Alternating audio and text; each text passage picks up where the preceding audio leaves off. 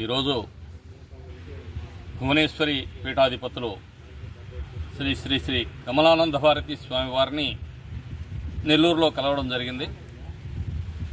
ఏదైతే హైందవ శంఖారావం జరిగిందో మన 5వ తేదీ, ఆ శంఖారావంలో హైందవ జాతిని నిద్ర మేల్కొల్పే విధంగా తన యొక్క ఉపన్యాసంతో జాగృతం చేసినటువంటి కమలానంద భారతి గారిని కలవడానికి నెల్లూరు నగరంలోని ప్రముఖులుగా ఉన్న తూర్పు ప్రాంత ప్రముఖులందరూ కూడా ఈరోజు వచ్చి కలవడం జరిగింది.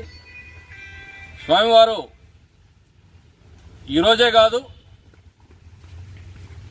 ఈ యొక్క సనాతన ధర్మానికి మూలమైనటువంటి దేవాలయ వ్యవస్థ ఏదైతే ఉందో ఆ వ్యవస్థని పునర్వైభవానికి తీసుకురావడానికి, జీర్ణమైనటువంటి ఆలయాల పునరుద్ధరణకు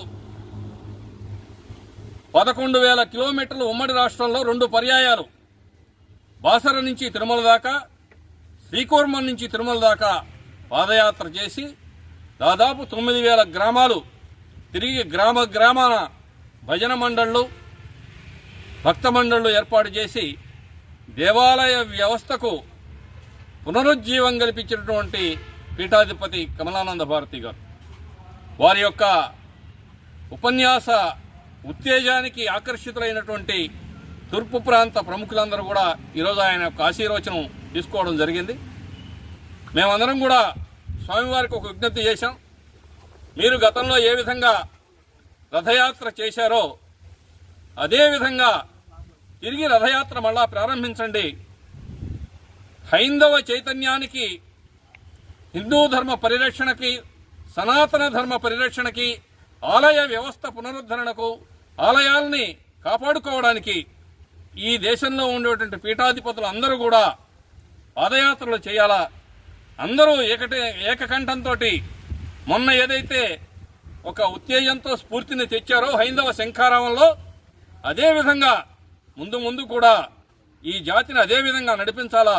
ఆ వేడి తగ్గకుండా ఈ యొక్క హైందవ శంఖారావం ఏదైతే ఉందో ఆ శంఖనాదం వాడవాడలా గ్రామాన వినిపించాలని చెప్పి స్వామివారిని కోరినప్పుడు నా యొక్క ఇది కూడా అదే ఆలోచన ఉంది. మీరు మంచి ఆలోచన చేశారు, తప్పకుండా దీన్ని ఆచరిస్తామని చెప్పి కూడా దీన్ని అమల్లో చేసేదానికి అందరం కలిసికట్టుగా చేస్తామని చెప్పి కూడా స్వామివారు మాకు ఆశీర్వచన పూర్వకంగా మా యొక్క అభ్యర్థనను అంగీకరించారు.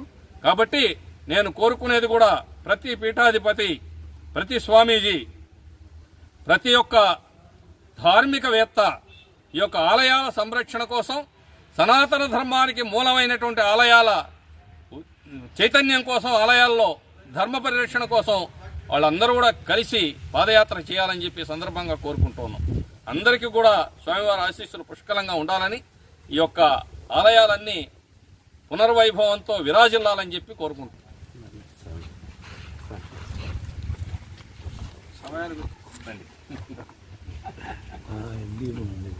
కనబడుతుంది.